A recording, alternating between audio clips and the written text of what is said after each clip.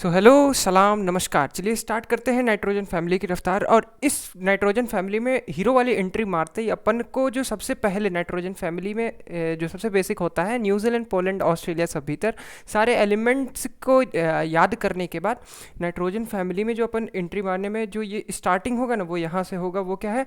Preparation. Important compounds का जो preparation होता है इसमें, उसको अपन ध्यान देंगे। तो इंपॉर्टेंट कंपाउंड्स का जो सबसे प्रिपरेशन होता है वो यहाँ से स्टार्ट होता है। वो क्या है कि इसमें जैसे ये पहली बात होता है कि इसमें जो सबसे मेजर इंपॉर्टेंट कंपाउंड होता है, जो आप तक बहुत बार सुना होगा, वो होता है हमारा NH3 अर्थात अमोनिया। तो अमोनिया का प्रिपरेशन पहले अपन स्टार्टिंग में देख लेते हैं, फिर आगे की बात करेंगे। तो अमोनिया का जो पहला प्रिपरेशन प्रोसेस आता है वो होता है हमारा hydrolysis of nitrides. Nitride group क्या होता है? N3 का हाइड्रोलिसिस करने पे, ये देखिए जैसे हमारा मैग्नीशियम नाइट्राइड है Mg3N2, इसका अगर अपन 3H2 के साथ हाइड्रोलिसिस करेंगे तो हमारा MgOH whole twice plus 2NH3 बन रहा होगा।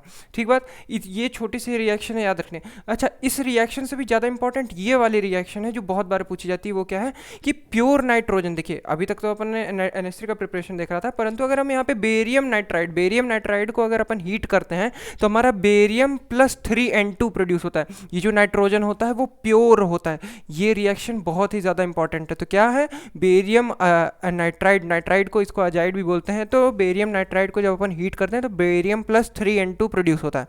अच्छा, इसके बाद जो हमारा अगला फेमस रिएक्शन वो कौन सा? हमारा हेबर्स प्रोसेस। हेबर्स प्रोसेस को आप हज़ारों बार सुन चुके होंगे। तो हेबर्स प्रोसेस में ध्यान देने वाली बात क्या है? सबसे पहले ये रिएक्शन क्या होता है? N2 plus 3H2 gives 2NH3। ठीक बात। इक्विलिब्रियम में हजारों बार इसे पढ़ने के बाद इसमें जो इंपॉर्टेंट पॉइंट है वो ये है कि ये रिएक्शन की फेवरेबल कंडीशंस होती हैं। वो होता है low temperature and high pressure. क्या क्या क्या क्या? Low temperature and high pressure. अच्छा, इस रिएक्शन की कुछ कैरेक्टरिस्टिक्स के बारे में फटाफट बात कर लेते हैं। पहला, ये रिएक्शन जो होता है वो एक्सोथर्मिक होता है। डेल्टा H इसका क्या होता है? नेगेटिव। अच्छा ठीक बात। इसमें जो कैटलिस्ट यूज होता है, कैटलिस्ट, वो कौन सा कैटलिस्ट हमारा यूज होता है? वो होता है हमारा आयरन या फिर मोलिब्डेनम। क्या क्या क्या क्या? आयरन या फिर मोलिब्डेनम। ठीक बात। ये हमारा कैटलिस्ट की तरह यूज होता है, जिसमें हमारा मोलिब्डेनम का काम होता है सिर्फ प्रमोटर का। ये हमारा पहले अर्लियर ये वाला कैटलिस्ट इस्तेमाल किया जाता है, परंतु आज के दिनों में नाउ अडेज K2O पोटेशियम ऑक्साइड और Al2O3 ये यूज होता है किसके रूप में? ये इसमें कैटलिस्ट के रूप में। ये नाउ अडेज इससे रिएक्शन की जाती है। तो इतनी छोटी सी बात याद करने के बाद अब NH3 की कैरेक्टरिस्टिक्स थोड़ी सी जान लेते हैं। NH3 का पहली बात, सबसे बेसिक कैरेक्टरिस्टिक होता है इसको पहचानने के लिए क्या, कि इसकी पंजेंट स्मेल होती है। क्या ध्यान दे लेंगे हम लोग कि इसकी स्मेल जो होती है वो हमारी कौन सी होती है? पंजेंट स्मेल वाली गैस होती है। प्लस इसमें जो अगली इंपॉर्टेंट प्रॉपर्टी जो अपन को ध्यान देनी है वो होता है कि इसका एक्वस सॉल्यूशन। देखिए एक्वस सॉल्यूशन जो इसका होता है वो बेसिक होता है। वो कैसे? इस रिएक्शन की वजह से। इसमें देखिए NH3 में जब अपन ने H2O डाला तो हमारा NH4OH एक्वस बना। तो NH4OH क्योंकि बेस होता है तो इसलिए हम कहते हैं क्या, कि इसका एक्वस सॉल्यूशन जो होता है वो बेसिक होता है। अच्छा, इस छोटे से रिएक्शन को ध्यान देने के बाद अपन जो अगले इंपॉर्टेंट रिएक्शन NH3 की तरफ बढ़ेंगे वो होता है हमारा NH3 का Cl2 के साथ रिएक्शन।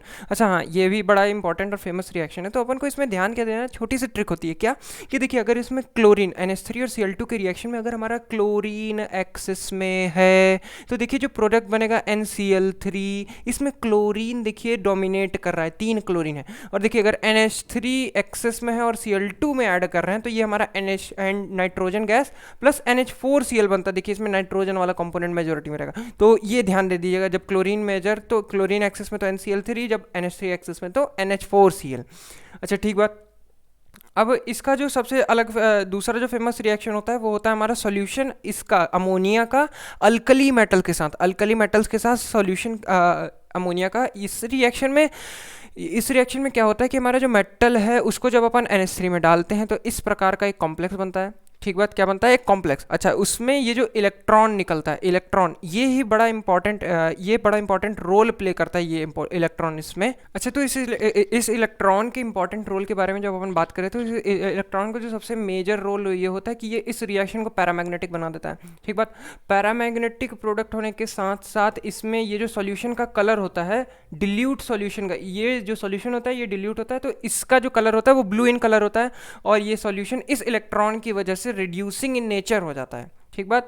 अच्छा, इतनी बात ध्यान देने के बाद अब इसमें ये इंपॉर्टेंट चीज़ होती है, ये भी एग्जाम में पूछा जाता है, और ये वाला पार्ट तो अमोनिएटेड इलेक्ट्रॉन के बारे में बार बार पूछा ही जाता है। तो ये पार्ट क्या होता है कि अगर हमारा कंसंट्रेशन इस सॉल्यूशन का अगर 3 मोलर से ज़्यादा हो गया तो ये सॉल्यूशन पैरामैग्नेटिक से डायमैग्नेटिक में कन्वर्ट हो जाएगी और इसका कलर ब्रॉन्ज हो जाएगा। ठीक बात, ये इंपॉर्टेंट चीज ध्यान रखिएगा। अच्छा, तो इस कड़ी में आगे बढ़ते हुए जो अगली सबसे इंपॉर्टेंट और महत्वपूर्ण रिएक्शन आती है वो होता है अमोनियम सॉल्ट्स का डिकम्पोजिशन। ये बड़ा इंपॉर्टेंट है और कई बार एग्जाम्स में पूछा जाता है, और इसमें जो मेजर कंफ्यूजिंग फैक्टर होता है उसके बारे में भी डिस्कस करेंगे। तो इसको अपन मेजोरिटी से ये 2 पार्ट्स में बांट देंगे। 2 पार्ट्स में बांटने के बाद अपन क्या कर सकते हैं कि देखिए, पहला क्या होता है, salt containing non oxidising anions और सॉल्ट कंटेनिंग ऑक्सीडाइजिंग एनायंस। ये दोनों पार्ट हो गया। तो नॉन ऑक्सीडाइजिंग एनायंस हम किसको कहेंगे, Cl minus, Br minus, I minus और C2O4 माइनस को। ऑक्सीडाइजिंग एनायंस मतलब Cr2O7 और NO2 minus, NO3 minus, ClO4 minus. अच्छा, अब इस रिएक्शन में याद क्या रखना है, जब भी हमारा ये नॉन ऑक्सीडाइजिंग एनायंस जो है, जब भी इनको अपन हीट करेंगे, इनका जो डिकम्पोजिशन होगा उसमें हमारा NH3 प्रोड्यूस होगा। और ये जो ऑक्सीडाइजिंग एनायंस है, ऑक्सीडाइजिंग टाइप वाले एनायंस है, इनको जब अपन हीट करेंगे तो यहाँ पे नाइट्रोजन प्रोड्यूस होगा। ठीक बात। अच्छा, इसको करने का एक और छोटा सा ट्रिक होता है, अगर आप यहाँ पे ध्यान दे देंगे तो आपकी बहुत हेल्प होगी। अच्छा, वो छोटी सी ट्रिक के बारे में हम बात कर रहे थे। तो ये छोटा सा ट्रिक ये होता है कि देखिए, जो भी आपको डिकम्पोजिशन वाले रिएक्शन में जैसे अपन को NH4NO2 मिला, तो इसमें से अपन पहला स्टेप क्या होगा, अपन जितने maximum number of water molecules extract कर सकते हैं उसे निकाल के पहले अलग से रख। देखिए, जैसे यहाँ पे 4 हाइड्रोजन और दो ऑक्सीजन है, तो देखिए यहाँ मैक्सिमम अपन 2H2 निकाल सकते हैं। उसको सेपरेट करने के बाद जो प्रोडक्ट बचेगा वो हम यहाँ से डिसाइड कर सकते हैं, वो NH3 या फिर N2 बनेगा। देखिए, जैसे यहाँ पे N2 बन गया। अच्छा, ठीक बात। और हाँ, यहाँ कभी कभार देखिए बाई प्रोडक्ट में इसका ऑक्साइड और जैसे यहाँ पे HCl बना, तो उसको भी एक बार ध्यान रख लीजिएगा। तो इसका दोनों ट्रिक आप ध्यान रखिएगा, क्या क्या क्या क्या, ये नॉन ऑक्सीडाइजिंग वाला भी और ये H2 वाला भी। अच्छा, इसके बाद जो आता है वो होता है हमारा टेस्ट फॉर NH3। NH3 को लैब में अपन कैसे डिटेक्ट करते हैं, पहली बात इसका पंजेंट स्मेल अभी ऊपर अपन ने देख लिया था, क्योंकि ये बेसिक होती है। तो ये मॉइस्ट लिटमस को ही रेड टू ब्लू कन्वर्ट करती है, वो NH4OH के कारण। अच्छा, इसके बाद अपन को क्या ध्यान देना है कि ये जो होता है ये फ्यूम करता है। अच्छा हाँ, ये भी बहुत इंपॉर्टेंट रिएक्शन है। वो क्या होता है, NH3 fumes in the presence of HCl। ये बहुत बार पूछा जाता है, किस वजह से NH3 fumes in the presence of HCl। तो NH3 का एक रिएक्शन होता है, NH3 plus HCl gives NH4Cl। तो इस NH4Cl की बनने की वजह से ये NH3 का HCl के साथ सॉल्यूशन फ्यूम करता है। अच्छा, ठीक बात। ये इंपॉर्टेंट चीज ध्यान रखने के बाद ये वाली जो रिएक्शन होती है ये भी बड़ी फेमस है। वो क्या, K2HgI4 के साथ NH3 का रिएक्शन जब OH माइनस प्रेजेंट होगा, तो इसमें अपन को क्या ध्यान देना है, ये वाला कॉम्प्लेक्स बनता है। ये वाला कॉम्प्लेक्स अपने आप में देखिए बड़ा ही डरावना लग रहा है, पर आसानी से याद हो जाएगा। देखिए क्या हो जाता है यहाँ पे, Hg दोनों तरफ, यहाँ बीच में ऑक्सीजन और यहाँ नीचे NH3, तो यहाँ I आ जाता है। ठीक बात। तो इसे हम कहते क्या है, ये होता है हमारा आयोडाइड ऑफ मिलॉन्स बेस होता है। क्या क्या क्या क्या, आयोडाइड ऑफ मिलॉन्स बेस। अच्छा, K2HgI4 क्या होता है, नेस्लर्स रिएजेंट इसे कहा जाता है। नेस्लर्स रिएजेंट ध्यान रखिए। अच्छा, ये इंपॉर्टेंट फॉर्मूला है, पूछ भी लेता है कभी कभार एग्जाम में। अच्छा, इसके बाद जो अगला इंपॉर्टेंट रिएक्शन आता है वो होता है हमारा CaCN2। अच्छा हाँ, यहाँ पे बच्चे जो सबसे ज़्यादा कंफ्यूज होते हैं वो किस चीज़ में होते हैं, वो होता है हमारा ये CaC2 होगा। Sorry my mistake. तो यहाँ पे ये CaC2 होगा। CaC2 का अगर हम नाइट्रोजन के साथ रिएक्शन करते हैं तो हमारा देखिए जो प्रोडक्ट बनता है वो ध्यान रखिएगा, वो क्या होता है, ये रहा प्रकट हो गया। तो इसमें अपन को ध्यान क्या रखना है कि ये जो CaC2 होता है, ये CN2 नहीं होता, ये CaC2 जो है, CaC2 का अगर अपन नाइट्रोजन के साथ रिएक्शन करेंगे तो हमारा CaCN2 प्लस C बनता है।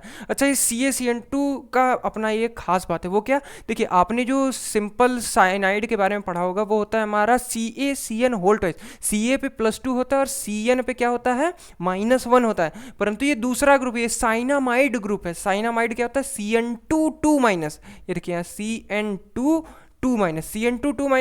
इसको हम क्या कहते हैं, साइनामाइड ग्रुप। तो ये क्या बनता है, फाइनली कैल्शियम साइनामाइड बनता है। अच्छा, इसे हम कहते हैं नाइट्रोलिन, या फिर इसका नाम होता है नाइट्रोलिन और फर्टिलाइजर। तो यहाँ पे एग्जाम में आप कंफ्यूज मत होइएगा किस बात से कि ये साइनाइड होता है कि साइनामाइड बनता है, CaCN2, इसलिए रिएक्शन फेमस होता है। अच्छा, इसके बाद ये तो जान है इस चैप्टर की, वो कौन सा, हमारा ब्राउन रिंग टेस्ट।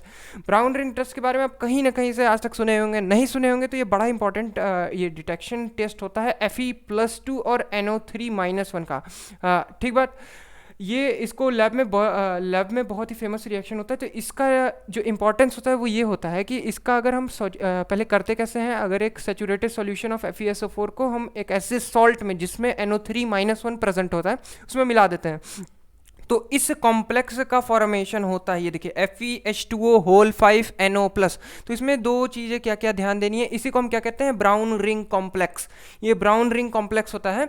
तो ब्राउन रिंग कॉम्प्लेक्स में इसमें खास बात यह है कि ये जो NO है, NO पहली बात +1 में होता है, तो इसको कहते हैं हम नाइट्रोसोनियम। क्या बोलते हैं, नाइट्रोसोनियम। अच्छा, इसमें ये एक वजह से और फेमस है क्योंकि ये मात्र एक ऐसा कंपाउंड, मतलब बहुत ही कम ऐसे कंपाउंड्स होते हैं जिसमें आयरन अपना +1 स्टेट शो करता है।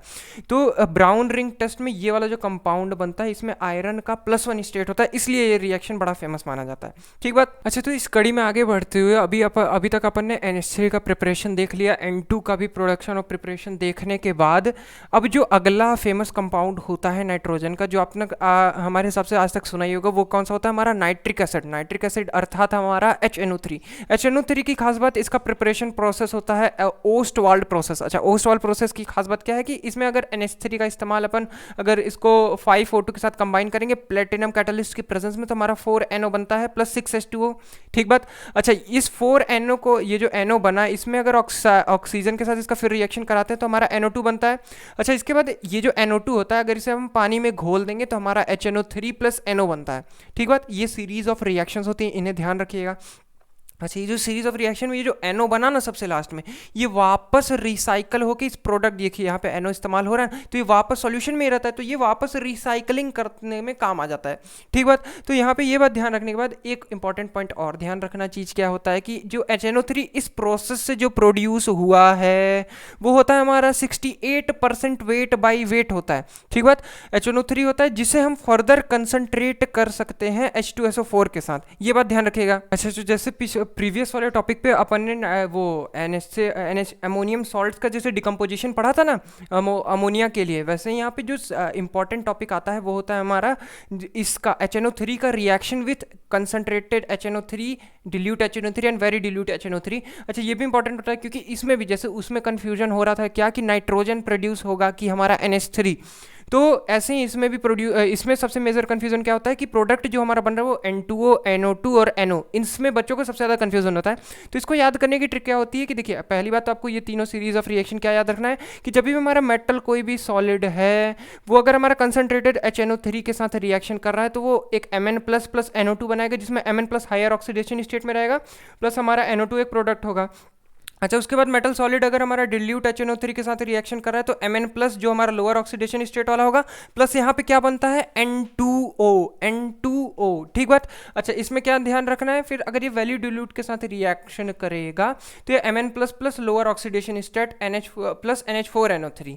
अच्छा, ये तीनों रिएक्शन ध्यान रखने के बाद इसमें जो मेजर पॉइंट होता है वो क्या होता है कि देखिए, जो आपको कन्फ्यूजन होगा ना एग्जाम में कि डिफरेंट टाइप्स ऑफ मेटल ना, इसमें बस यहाँ पे कन्फ्यूजन होता है कि वो जो डिल्यूट HNO3 के साथ जो रिएक्शन होता है ना, उसमें अपन को सबसे मेजर कंफ्यूज होता है कि N2O बनेगा कि NO2। देखिए, अगर हमारा कोई भी मेटल है तो वो कंसंट्रेटेड HNO3 के साथ NO2 हमेशा ही बनाएगा, चाहे कोई भी मेटल हो। ठीक बात। इसमें आपको ये बात याद होनी कि अच्छा, जो डिल्यूट HNO3 होता है उसमें अपन को क्या याद रखना है कि ये देखिए, ये चार मेटल जो है इनको याद करने की ट्रिक क्या होगी, सुन PbCuHg। बोलिए मेरे साथ, सुन PbCuHg, फिर बोलिए सुन PbCuHg। अच्छा, इसमें सुन PbCuHg क्या करते हैं, इस प्रकार के रिएक्शन जिसमें डिल्यूट HNO3 के साथ NO देता है, और जितने बाकी मेटल्स हैं वो सारे हमारे N2O देते हैं डिल्यूट HNO3 के साथ, और वेरी डिल्यूट के साथ NH4NO3। तो अपन को ध्यान क्या रखना है, सुन PbCuHg। अच्छा, तो इसके बाद अपन को जो सबसे मेन इंपॉर्टेंट पॉइंट होता है, ये भी एग्जाम में बहुत ही ज़्यादा बहुत बार पूछा जाता है, वो क्या होता है हमारा passive with HNO3। Passive behaviour मतलब जैसे एक्टिव बिहेवियर मतलब कोई भी रिएक्शन एक्टिवली, जैसे कोई मेटल्स पार्टिसिपेट करते हैं, कुछ पैसिवली मतलब थोड़ा कम पार्टिसिपेट करते हैं HNO3 के साथ। तो कौन कौन से मेटल्स होते हैं जो हमारे HNO3 के साथ पैसिव बिहेवियर शो करते हैं, तो अपन को क्या याद रखना है, फिकर अल निको। बोलिए हमारे साथ, फिकर अल निको। फिकर अल निको जो होते हैं वो हमारा पैसिव बिहेवियर शो करते हैं किसके साथ, HNO3 के साथ। अच्छा, जो इसमें अगला और सबसे जानदार फेमस हमारा कंपाउंड बनता है वो होता है हमारा एक्वा रिजिया। एक्वा रिजिया अभी तक आपने शायद कभी सुना भी हो हमारे हिसाब से, अगर नहीं सुना तो आज सुन लीजिए। उसमें क्या होता है, एक्वा रिजिया एक्वा की खास बात ये होती है कि HCl और HNO3 का एक सॉल्यूशन होता है। HCl और HNO3 के सॉल्यूशन में इसमें और क्या खास रहता है कि इसमें देखिए, पहली बात इसमें ध्यान रखना है कि जैसे गोल्ड और प्लेटिनम है, गोल्ड और प्लेटिनम HNO3 के साथ रिएक्ट नहीं करते हैं। क्या अपन को, जैसे अपन फिर फिकर में अपन ने याद रखा ये पैसिव विद HNO3 होते हैं, तो अपन को क्या याद रखना है, जो AU और PT जो होते हैं वो हमारा HNO3 के साथ रिएक्शन नहीं शो करते हैं। तो यहाँ पे रोल आता है अपना एक्वा का। जो एक्वा होता है वो हमारा सॉल्यूशन होता है HCl और HNO3 का। HCl और HNO3 का सॉल्यूशन जो होता है, अच्छा HCl और HNO3 में मान लीजिए अपन जब इसका जब रिएक्शन होता है तो ये HCl प्लस HNO3 हमारा एक Cl minus nascent Cl, nascent मतलब नवजात होता है। नवजात कुछ खास मतलब नहीं है, मतलब तुरंत बॉर्न, ये नेसेंट क्लोरीन देता है। तो नेसेंट क्लोरीन जो होता है इसमें अपन को ध्यान क्या रखना है, तो ये रिएक्शन बड़ी इंपॉर्टेंट होती है। इसमें क्या है कि गोल्ड जो है, गोल्ड में अगर अपन एक्वा डाल देते हैं तो यहाँ पे 4AuCl4 बनता है, जिसमें गोल्ड की ऑक्सीडेशन स्टेट +4 होती है। बड़ा ही महत्वपूर्ण रिएक्शन है, तो ये ध्यान रखिएगा। इस तरीके से हमारा गोल्ड और प्लेटिनम इसमें डिजॉल्व हो जाते हैं, किसमें, एक्वा में। सो यहाँ पे आके आपका नाइट्रोजन फैमिली का सब कुछ इंपॉर्टेंट चीज जो एग्जाम में आता है वो कवर हो जाता है। So that's all for this video, and subscribe to the channel for more such amazing content. और जो प्रीवियस वीडियो है उसके भी लिंक्स मैं डिस्क्रिप्शन में दे दूंगा। Thank you.